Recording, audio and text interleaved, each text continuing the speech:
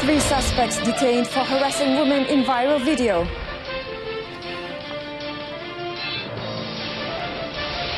Authorities crippled notorious elephant poaching group.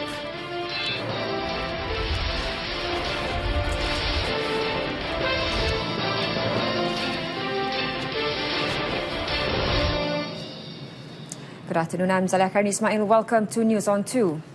Police have arrested 3 men linked to the woman who claimed she was treated indifferently by a policeman on Monday.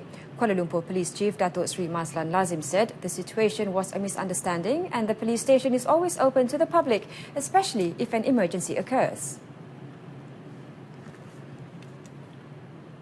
In the video that went viral on social media, the woman detailed her plight when she tried to seek protection at Alam Damai Cheras police station after being harassed by a motorist. According to Datuk Sri Mazlan, the woman was allowed into the police station but stayed in her car for 10 minutes before driving off. The 3 suspects, all aged 18, were detained and the case will be investigated under Section 506 of the Penal Code for criminal intimidation.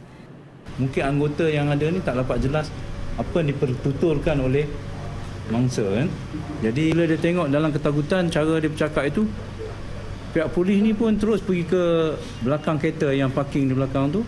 Yang ketiga itu baru sampai. Dan terus dia bertanya, dia kata apa hal you buat ni, apa hal semua ni. So kemudian dia orang kata, inilah dia bawa kereta, bayarlah, kami ikutlah. You tak boleh buat macam-macam, ini tak ikut undang-undang. You boleh ancam orang lain. Jadi lepas dia dengar tu dia pun balik. Speaking to reporters at Alam Damai Police Station, he said police would also investigate the claims made in the video and they would be fair to all parties involved. During the 10 p.m. incident, the woman aged 41 was on her way home after fetching her son from a tuition centre in Alam Damai.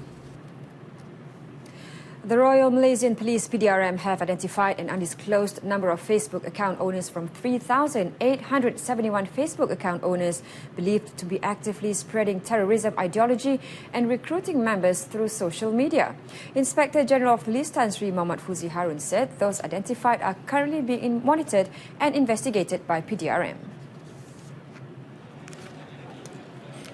He said some of the individuals identified thus far were obtained through the department's Counter Messaging Centre CMC, which was launched in January, following which action has been taken with the arrest of 249 local and foreign individuals who allegedly recruited members for terrorist activities via social media. Tan Sri Muhammad Fuzi spoke to the media after the Royal Malaysia Police Night Run Check presentation program at Senior Officers Mess in Bukit Aman yesterday. Authorities have arrested 4 poachers in Perak and crippled a notorious elephant poaching group who had been rampaging through Malaysian forests for the past 9 years. Internal Security and Public Order Department KDNKA Director Datuk Sri Zulkifli Abdullah, who confirmed the matter, said the suspects were arrested on Sunday in Greek during an operation dubbed Obscudding. Syndicate ini amatlah notorious lah saya sebut ataupun kumpulan ini mengikut Jabatan Perlitan. Aktiviti kumpulan ini telah mula dijejaki sejak 2009 lagi. Dan sejak 2009 dan tidak kurang daripada 20 ekor gajah lah yang jadi mangsa kepada kumpulan ini. Dan saya percaya nilaian yang daripada penilaian yang dibuat tidak kurang dari 800,000 lah nilai gading yang telah pun terlepas lah dan dijual kepada pembeli-pembeli lah. The operation was a collaboration between the police and the Wildlife and National Parks Department Perhilitan. Cash totaling 10,000 ringgit, several high-powered modified firearms and 255 bullets of various caliber were also seized during the raid. One of the suspects had revealed that he had recently sold a pair of elephant tusks to a middleman at a town at the country's international border. Datuk Sri Zulkifli said the police and Perhilitan would work with authorities in neighbouring country to identify the parties that may have bought the tusks. The suspects, aged between 40 and 49, are being held under police remand until March 18th. 2 men were arrested following a police raid on a drug lab in Perak on Sunday. Ipoh District Police Chief ACP Muhammad Ali Tambiin confirming the matter said the raid was conducted at Jalan Perindu in Silabin, Ipoh at around 4:30 p.m. Briefing reporters yesterday, ACP Muhammad Ali added that police also seized 9.3 kilograms of liquid methamphetamine worth 651,000 ringgit, as well as chemicals and drug processing tools. Dia ada satu jalan khas yang dibina di belakang satu tebing tanah dan didirikan satu kemah plastik berwarna biru. Jadi kita gunakan istilah macam canvas lah. Jadi proses yang kita panggil sebagai memasak itu dan peralatan-peralatan yang tuan-tuan lihat di belakang itu dilakukan di situlah. Jadi dua tangkapan ini kerjanya melakukan perbuatan itu saja. The suspects were locals aged 32 and 50 years old. Initial investigation revealed that the 32-year-old suspect had 4 previous criminal records and tested positive for methamphetamine. The suspects have been placed under a 6-day remand and the case is being investigated under Section 39B of the Dangerous Drugs Act 1952. Police arrested 2 Nepali men who discovered the rotting body of a woman aged 25 inside a locked cupboard of a boyfriend's room at a flat unit in Green Garden, Paya Trubung, Pulau Pinang. Timor Laut Police Chief ACP Anwar Omar said the 2 Nepali had detected a foul stench coming from the room of their flatmate, a third Nepali, and forced their way in. Following which, they broke open the cupboard where the foul smell was emanating from and found the victim's body. The body was identified as Santi Restauli Simbolon, a 25-year-old Indonesian woman who had worked in the same factory as the men in Bayan Lepas. The woman had also been reportedly living in the same block as the 3 Nepali men.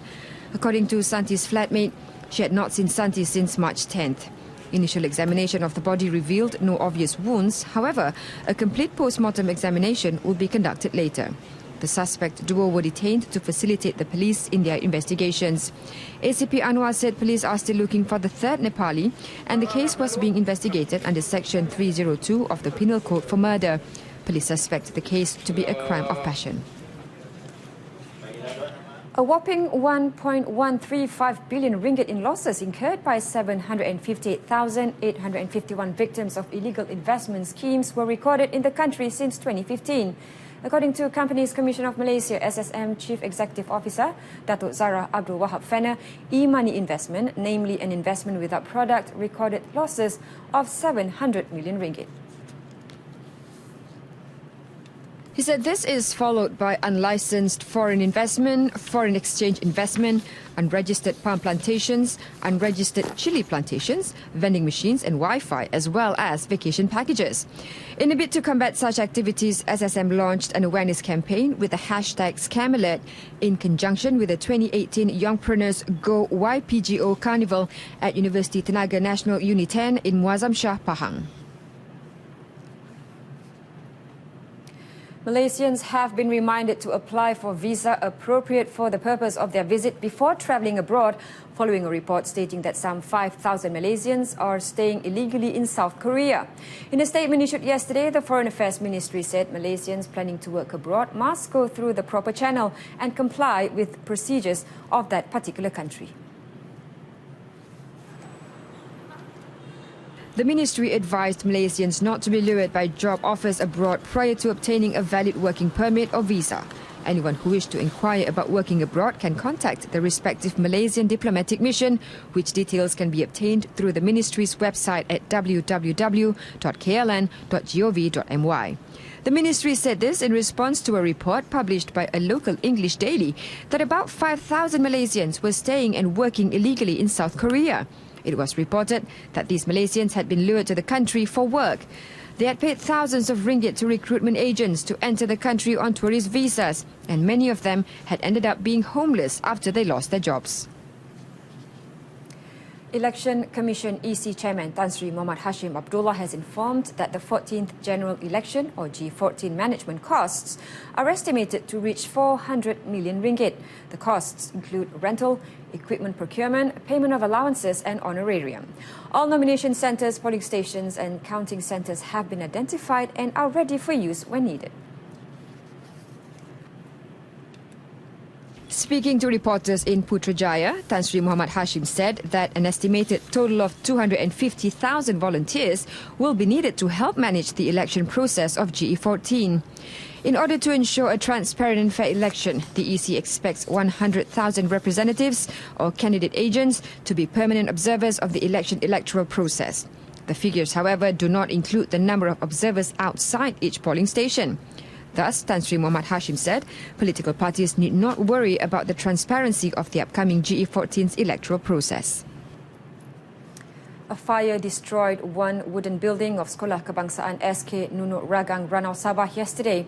Sabah Fire and Rescue Department Operations Centre in a statement said no one was injured in the fire, which damaged the school's management office, teacher's room, classroom, textbook store and Information and Communication Technology ICT Centre.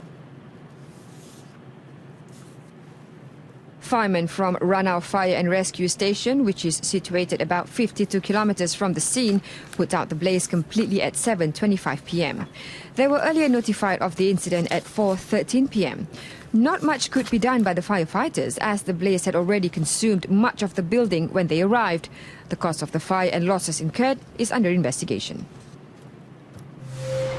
And coming up next, 6 new ERL trains increase rider capacity. Stay with us.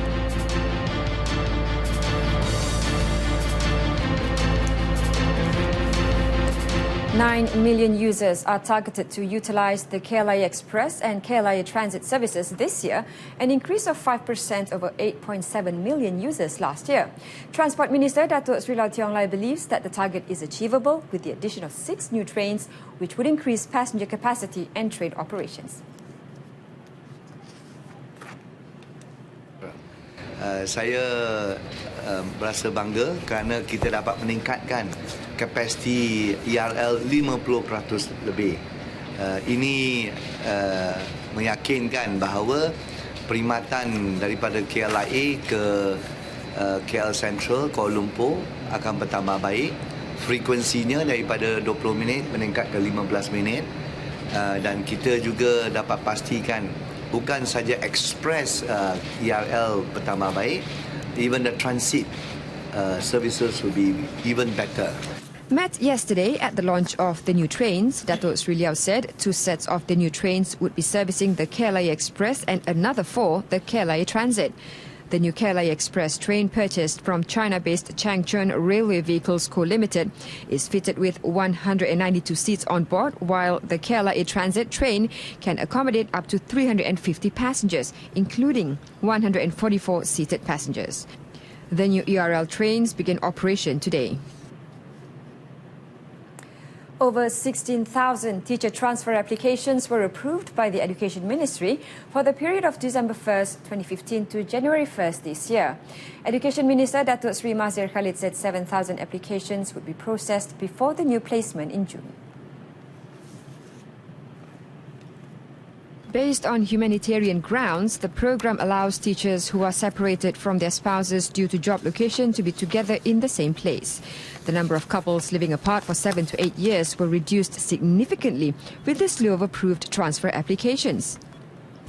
Ini husband tu atau wife tu tak semestinya guru. Ada husband and wife tu guru, teachers dua-dua. Tapi ada yang teacher, kemudian husband tu mungkin polis, mungkin yang tak boleh berpindah, hospital. Datuk Sri Mazir spoke after officiating the strategic cooperation through the Digital Education Transformation Program 21st Century between the Education Ministry and Telekom Malaysia Berhad TM. At the event, he also launched the Unify Mobile Jasa Pack, which will provide teachers with unlimited data, calls and SMS without a contract at only RM59 a month. The Health Ministry has launched the Traditional and Complementary Medicine TNCM Blueprint 2018-2027 as a guide through a systematic and sustainable approach in developing the TNCM industry for the coming 10 years. Its Minister, Datuk Dr. S. Subramaniam, said this would ensure the benefit of patients and consumers as well as the quality of traditional medicine services offered. Speaking during the blueprint launch, the minister added that the blueprint was in line with the 2016 Traditional and Complementary Medical Act that had been approved in Parliament. The blueprint has identified 17 challenges faced by the TNCM industry, which had been categorized into 4 areas: practice, education and training, medicinal materials and products, and research. Dan ini semua tergantung di dalam blueprint. So melalui beberapa chapter, beberapa perkara, ala 7 dia ada di dalam. So dia akan memberi satu peluang untuk membenarkan perkembangan industri ini secara lebih baik, lebih teratur. Datuk Sri Dr. Subramaniam noted that the blueprint represented the ministry's commitment to regulate and professionalize the practice and practitioners of TNCM in the country. Traditional Malay medicine, traditional Chinese medicine, traditional Indian medicine, homeopathy, complementary medicine and Islamic medical practice are the 6 main areas of practice under the blueprint. National track cyclist Muhammad Azizul Hasni Awang and diving queen Cheong Jun Hong were respectively crowned sportsmen and sportswomen of 2017 for their world champion performances last year. Muhammad Azizul Hasni, fondly called the Pocket Rocket Man, created history by clinching the gold medal in the Kirin event at the 2017 UCI Track Cycling World Championships in Hong Kong, while Jun Hong collected the gold medal in the women's individual 10-meter platform at the World Aquatic Championships in Budapest, Hungary last year. Azizul Hasni, who is honoured to be recognised for his achievements, said this will definitely inspire him to do well at the upcoming Gold Coast Commonwealth Games and Indonesia Asian Games. Sukan Commonwealth memang cabaran tu memang boleh dikatakan amat sengit lah daripada base performance di kejohanan dunia baru-baru ini. Saya melihat pelumba-pelumba daripada UK mostly yang akan berpecah kepada beberapa buah negara, pelumba Australia dan juga pelumba New Zealand. The Yang di-Pertuan Agong Sultan Muhammad V presented a revolving trophy, a personal trophy, a certificate and 20,000 ringgit each to Muhammad Azizul Hasni and Jun Hong. Also present at the presentation ceremony was Youth and Sports Minister Khairi Jamaluddin. Last year, Muhammad Azizul Hasni, 30, made a string of conquests, including the gold medal at the 2017 Asian Track Cycling Championships in India, as well as the Kirin and Sprint gold medals at the 29th Kuala Lumpur SEA Games. And that concludes this afternoon's News on 2. In our top story, 3 suspects detained for harassing women in viral video. Join us again at 7 tonight for more updates. I'm Zalakarni Ismail. Thanks for watching.